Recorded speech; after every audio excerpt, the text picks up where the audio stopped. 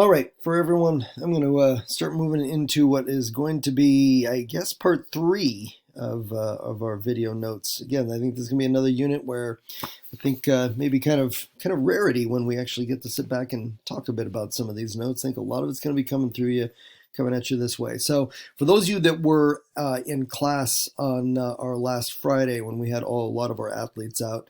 This is where you're going to be jumping in, and I'm going to run us through as much as I can in terms of trying to get as much of World War I taken care of. Let's see what I can do with it, okay? All right, so we left off with kind of those steps that triggered the war in 1914, in the summer of 1914. You'll notice your assignment, and that is the word cause is hiding behind the bomb there. Sorry.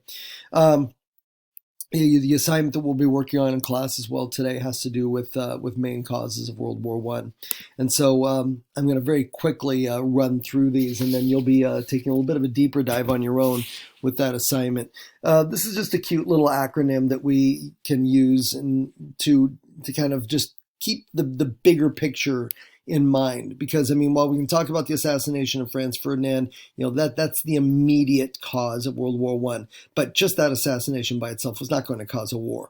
There were a lot of other things going on deeper in the background that made that event be the thing that kind of, breaks the camel's back, or however you want to put it, okay?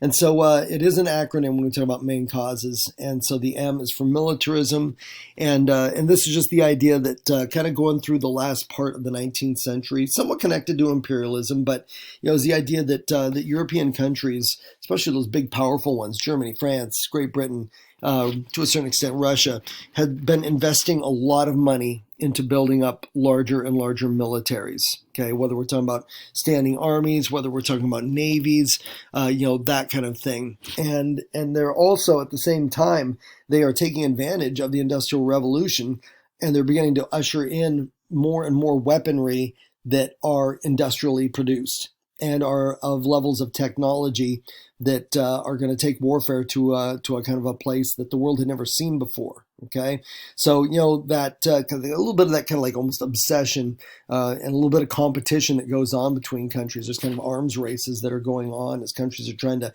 outdo each other, and the number of battleships they have and the size of their armies.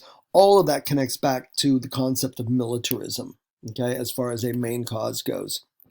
Alliances, as I mentioned, going through the notes, there were two major alliance systems that existed prior to World War I breaking out. You have the Triple Entente, which is France and Great Britain and Russia. To counterbalance that on the other side, going into World War I, was the Triple Alliance, which was Germany, Austria, Hungary, and Italy. It won't be long when the war breaks out that Italy bails on the Triple Alliance, but the Ottoman Empire will step in. And also, really, by the time the war ends, the Triple Entente will just be known as the Allies, and then the Triple Alliance will be known as the Central Powers. Okay, and like I had mentioned in the video before, and I think we talked about in class, mutual defense agreements is what these alliances are. And so, if you belong to an alliance system and someone attacks one of the alliance partners, it's like an attack on all the countries that belong to it. And all the countries come to the aid of the country that's been attacked.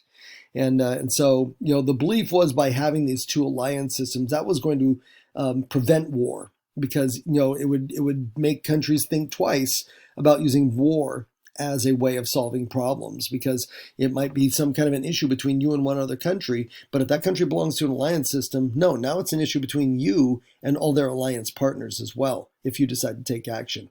That's kind of the beauty of alliances, except, it didn't work, okay?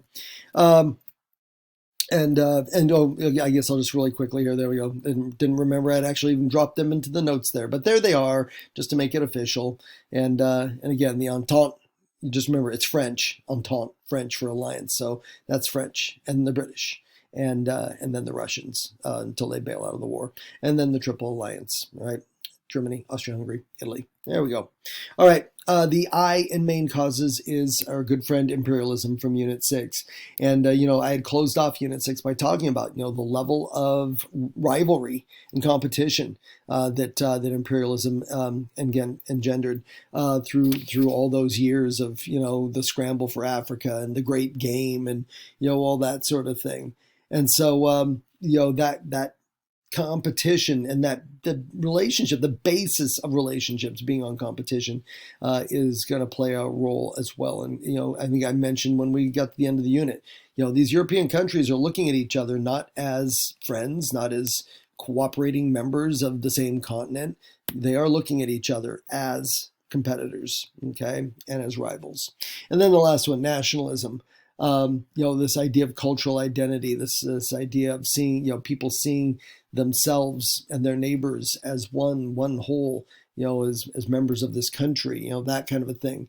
And it does. It spawns a lot of, self-determination movements, freedom movements. And as we talked about, the Black Hand was in effect a group that came together because of nationalist ideals. And so that's going to play its role when it comes to the assassination. There were other shows of nationalism. We talked about unification of Italy and Germany. So we already have revolutions, uprisings, other assassinations that are all tagged back to nationalism even before World War I breaks out. All right, those are your main causes. All right, a little bit about World War I itself. All sides marched into World War I thinking it was going to be very short. I think whether you're in Germany or France or England or Austria-Hungary, everyone's pretty much hearing the same story. It's August, you're marching off, don't worry, you'll be home by Christmas. That kind of a thing. Everyone was incredibly confident about the chances of their side winning, and they're looking back to earlier wars as kind of their guide, and there had never been wars that dragged on and on and on in the past. Even the Napoleonic Wars in Europe, it's kind of like you'd have a little outbreak and then you'd have some peace, and a little outbreak and some peace, that kind of thing. You got to go all the way back centuries, 30 years war, 100 years war, and that's not in anyone's thoughts with this. The belief is it's going to be short, that kind of a thing. You're going to find, for the most part, at the beginning of the war, a lot of countries are going to have the enthusiasm at the beginning of World War I. In a lot of the countries is such that conscription, the idea of the military draft, which requires someone to join the military, you're not given a choice. That really wasn't something that kicked in immediately, because a lot of the armies, whether we're talking about the British, the Germans especially, they had so many volunteers that they were struggling to be able to even train them properly. But it doesn't take long, all right? Especially once the first battles start playing out and people realize this isn't going to be a short war, and you're going to see conscription coming in to play in countries like Russia, where there's not going to be a lot of enthusiasm even out of the starting gate, because there's not a lot of a high level of patriotism or nationalism in that country. They're going to have to use conscription earlier than later. The French are going to have to use conscription earlier than later. And then by the time the war is over, almost every country involved in the war is using the draft to force soldiers in so that they can raise bigger and bigger armies to keep the war going. All right. Propaganda will play a major role in World War I. Some consider it the first modern kind of propaganda war, where both sides are using everything from posters to even like short little motion pictures, little newsreel motion pictures that vilify and make their enemies look like these beasts, these devils, and then also a lot of propaganda to build up support for the war cause. Whether it's trying to convince guys to join up the military, convincing civilians to conserve on food and natural resources, even getting young women to join up in the nursing services and things like that, and so you kind of get those two main themes of a lot of that propaganda is love your country, support your country, and hate the enemy. All right, and an enemy that is that is, yeah, like that one. Destroy this mad brute. They're beasts. They're not worthy of life. That kind of thinking, dehumanizing and demonizing your enemy. Big part of a lot of that propaganda. All right, total war. This is one of the things that's going to make World War One different than anything that had ever been seen in Europe and really anywhere else around the world up to that point. And this is a reference to the complete and total mobilization of populations that are involved in World War One. Countries, especially countries that are going to do well in this war. Germany will be doing well in the early part of the war. And then be able to hang on for a long time. The United States will do well. The British will hang in there. And this is because they completely mobilize their entire population. Men, women, and kids all play their own role in supporting the war effort. Obviously, for the men, the pressure is on for them to join the military services. If they're a little bit older, they can stay home and they can train troops. If they're younger, that's front lines. That's going to the trenches and fighting on the war fronts themselves. Women who in a lot of countries will end up taking the place of men, working in factories, working in munitions plants, making the bullets, the bombs, that kind of stuff. And then children who a lot of times we'll see a repeat of this in the Second World War, who go out and collect scrap metal and things like that can be gathered together to be used, to recycle and reuse it for military purposes. And so a concept that, like I said, we'll see play out even bigger in World War II, but we see its first introduction in World War I, this concept of total war. Okay, what's next?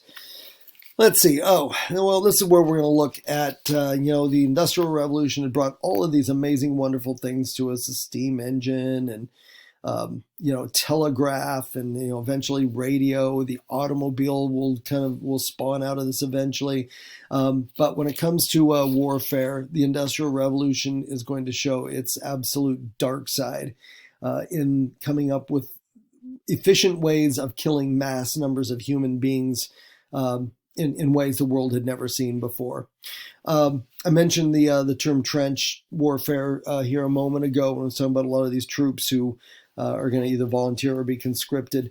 World War I is going to be a little different in the fighting of prior wars because it's not going to be a war of a lot of movement, which was kind of typical old-fashioned strategy. You get your troops out on open ground, your cavalry, that sort of thing, and you move against the enemy. And the more dynamic that movement is, the more likely you win. But that was using technology that is antiquated by 1914, 1915. That's using, basically muzzle-loading muskets and rifles that could take up to 30 seconds to a minute to load, and cannon that had fairly kind of ineffective ranges. Now, going into World War I, you have machine guns, you have high-powered artillery. Before long, you're going to have aircraft, all these different kind of ways of fighting that are going to make all the old fighting tactics that armies used suddenly antiquated.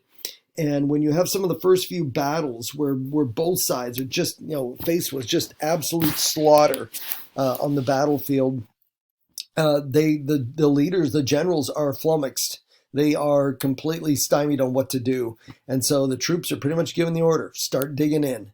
We're not going to give up the land that we've gained. We're not going to give up anything to the enemy, but we don't know what else to do right now. So we are going to dig in and hold our positions.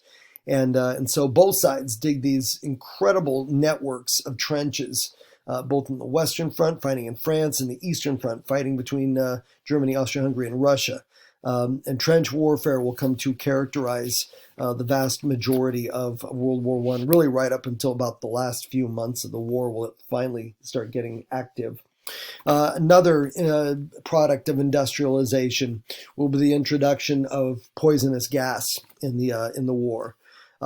Poisonous gas, mustard gas, chlorine gas, things like that. Gases that some just kind of that go in and mess with the lungs and the mucous membranes and other gases that are burning gases that, if inhaled, pretty much just destroy the lungs. The Germans start this, but the Allies are going to pick up on it just as quickly. And so the use of poison gas will bring just an absolute other level of horror to World War One. So bad that after World War One, the countries of the world agree to outlaw it, and you won't see poison gas make a reappearance in World War Two. I mentioned machine guns, which were being developed in the later part of the 19th century. The British and the Germans and the French all used them. By the time they're in that imperialism phase, the use of machine guns is where they learn to use them effectively, but usually against native indigenous armies that they're fighting against in some of those colonies when they were establishing their empires. Now they're going to use this kind of weaponry against European troops on the battlefield, and this will be one of those reasons why, like I said, you end up with a trench war, is because of the effectiveness of these guns that can fire literally thousands of rounds a minute. It completely changes the aspect of warfare. Submarines, there had been experimentation with submarines back in the 18th and 19th century. Even during our Civil War, the Confederates kind of dabbled about a bit with this, but it's in World War One that submarine technology will be perfected, and the Germans especially will embrace submarine warfare. They create what they call their wolf packs of submarines, that U-boats, they call them, underwater boats that cruise in the Atlantic and end up torpedoing ships that they suspect are carrying armaments, sometimes armaments that are being bought from the United States by European countries, from the British and the French. And so the Germans acting to make sure that none of that weaponry can make its way across the Atlantic. And that brings a whole new dimension to warfare that had not been seen before. Sea war, warfare at sea, it was very old-fashioned and common, but the concept of the submarines, totally different aspect to it. World War One will also be the first war where tanks are used.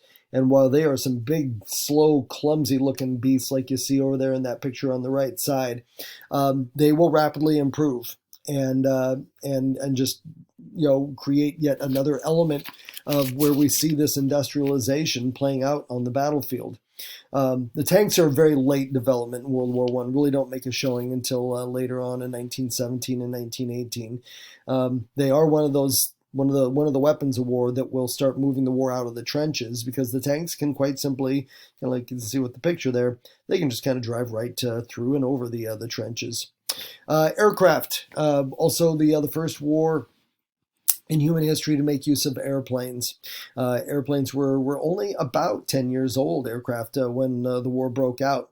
And when the war first started, aircraft were used generally for reconnaissance, flying over the enemy lines, trying to get an idea where their troops were concentrated. But it didn't take long for both sides to figure out how to arm aircraft and to start using the skies as yet another war front, as aircraft duked it out over the trenches. You also had aircraft that were developed by war's end to be turned into bombers, and starting to bomb trench lines and even bomb cities.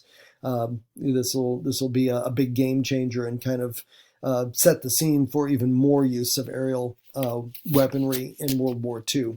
But another aspect of the war. And then high explosive artillery, probably the most deadly weapon of World War One. Artillery, we talked about back there in the gunpowder empires, basically cannons, and these are going to be artillery pieces that both sides develop that can literally fire miles away from their target.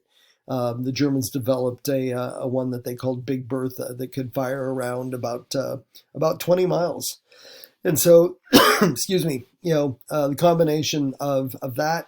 The combination of the fact that they were relatively accurate weapons, and another one of these products of the Industrial Revolution.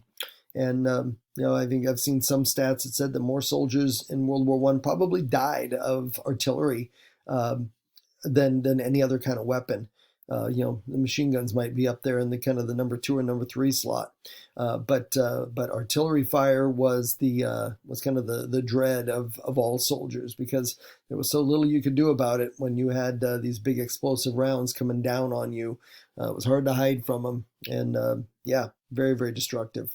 All right, so you look at all of those, again, almost all of these have elements of the Industrial Revolution running through them. And we use that term industrialized war when we talk about World War One. And it is the first time we see a fully industrialized war, that we see countries on both sides that have fully embraced the Industrial Revolution, and now are converting their factories into making peacetime products into the weapons of war. And it will create what ends up being, at least in the Western Front, the fighting in France, a stalemate where neither side can gain an advantage because they don't know how to fight this kind of war. The technology has outpaced the strategy and the tactics that the armies have. And so you're going to end up having parts of France where, over the space of about 3 years, the lines between the two sides are going to move, in some cases, sometimes only a few hundred yards. But soldiers are going to be dying the whole time, launching attacks against each other that they go nowhere. Soldiers running into a wall of machine gun fire and artillery fire and poisonous gas, and then trying the same thing again the next week, or if they don't do it, then the other side does it, and the same result. And it really does. Before the war is out, strategies are starting to change, and the generals are starting to think of this war of attrition concept. And that is, we're not going to win big dramatic battles like back in the good old days. What we're instead going to do is we're going to wear our enemy down to where they can't fight anymore. That is what a war of attrition is, okay? There's not going to be some big grand, epic battle, and you go riding into the enemy's capital, waving the flag and victory and all that.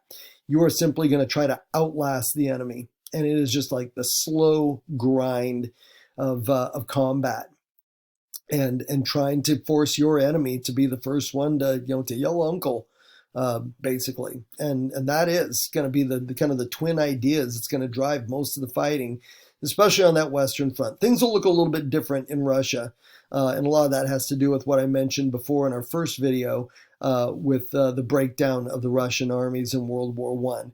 And so that will end up being a war that at points is going to be a little bit like that war of basically of kind of attrition and also stuck in the trenches, but it will move a little bit more quickly and sooner. All right. Going to get a little bit more here. Everything that had been going on so far, I've been talking about the United States been standing on the sidelines. We did declare neutrality when the war first broke out.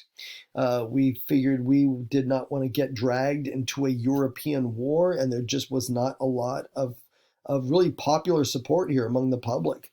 When people were, kind of doing their kind of early 20th century version of polling, it's pretty consistent. The American people, it's like that's Europe's problem. We were involved because we were more than happy to sell weapons to the combatants in World War One, and eventually we began to sell more and more to the French and to the British. We began to show that even though we were not involved in the war, we did favor one side over the other. And that was just that France and Britain had governments that were a little bit more in line with our own, based on a constitution, representative of elements to their governments. And then when we looked at the other side, the Germans, the Austro-Hungarians, their autocratic rule, that kind of thing. Russia complicated it, definitely. And the United States, one of our issues with getting involved in World War One is it would put us on the side of Russia, who was led by a very autocratic ruler in Nicholas II. And so that was one of those things that was holding us back. One of the reasons, there's a couple of reasons why we will join the war in 1917. One of them will be the fact that by 1917, that's when Russia steps out. That's when they have their revolution, and they will, for all intents and purposes, be out of the war. And so at that point, we can feel good about stepping into this war, and we are fighting for democracy. We are fighting, and we literally do say that this is a war to forward, the ideals of democracy. Um, I think even our president at the time, Woodrow Wilson, says that that the war is to make the world safe for democracy. I think this is kind of his famous or semi-famous quote. The direct cause, though, of getting us into the war was Germany's use of submarine warfare.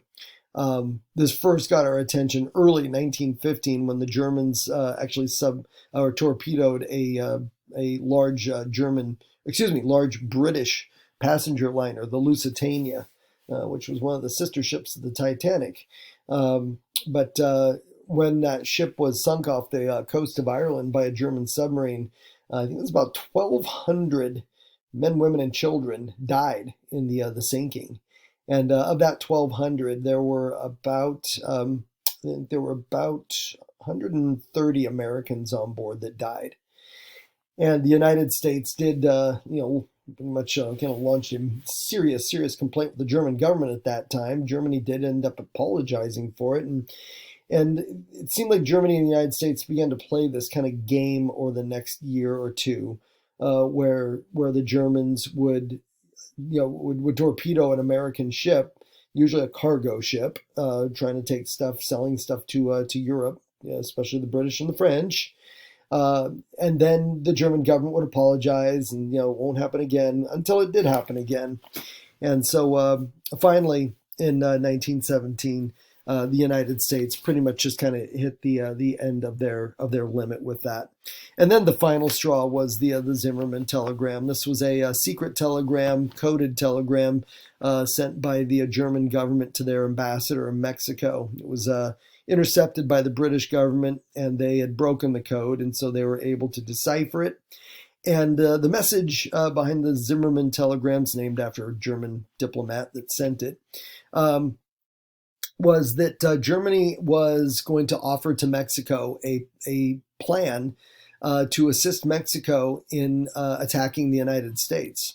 The German government told Mexico, what you get out of it is all the territories that you lost to the United States back in the early mid-19th century, Mexican War, Texas, all that kind of business, that Germany would help Mexico to get all that land back. And then the flip side of that was that the United States would suddenly have a huge distraction going on, and make it more difficult for them to get involved in any kind of a war against Germany. Of course, like I said, the British intercepted the message and gave it to the U.S. government. And when this went public in the spring of 1917, the American people, not too surprisingly, were outraged that the Germans were plotting to get our neighbor to the south to go to war against us. Didn't take long. Woodrow Wilson went to Congress. By that point in time, we got a lot of reasons stacking up, and Congress came back and gave him a declaration of war against Germany. All right, and this gets us one step closer to what we really can think of as World War I, global war. Now the United States is involved, but even before the United States got involved, it really was already edging pretty much closer to being a world war. What we see happening by the time we get into 1915, 1916. Whether we're talking about the British, the French, the Germans, it didn't matter. They are dipping into their colonies, Africa, Asia, those areas, and they are using colonial troops to help fight the war in Europe. And so in the trenches, yes, there's going to be lots of British soldiers and French soldiers and German soldiers. But over time, you're going to start seeing African troops who are colonial troops who are fighting in the French trenches. You're going to see Indian troops in the British trenches. You're also going to see some fighting that's going to go on down in the African continent. The British will be attacking the German colonies that are down there, and the Germans fighting back using their African troops commanded by German officers. So, you've got war kind of involving more people and also taking place in different places, whether it's out on the open seas, whether it's down in Africa, some parts of Asia a little bit as well. And so, yeah, those colonial troops will will be brought in to help. They volunteer. They gladly volunteer in many cases to help fight alongside their European imperializers. And for many of them, their hope is that by showing this loyalty to their imperializing country, those who control them, by making these sacrifices to them, that it might put them one step closer towards possible independence after the war. In getting the Europeans to give up their colonies, go back home. And so in many cases, the troops volunteer to fight with that in mind, that our service might be able to translate into freedom for us, later on down the line. Okay. And let's see, I'm at 30 minutes. Okay. I think the last topic I'm gonna hit here is women, which I've mentioned already, and just a little reminder in there, just so we know that women definitely take a lead role, especially when we talk about what we refer to as the home front.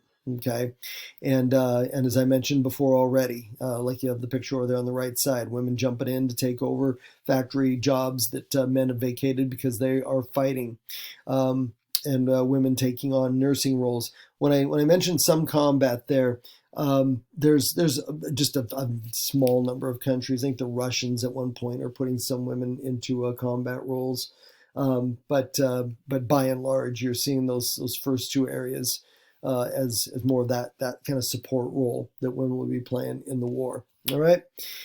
When I jump back into this, and who knows, maybe we'll cover it together in class, but we'll look at the end of World War I and the peace conference that comes about as a result of the end of the war, a disaster of a peace conference that pretty much guarantees that there's going to be a World War II. But that will cover you for now. And, well, there you go. See you soon.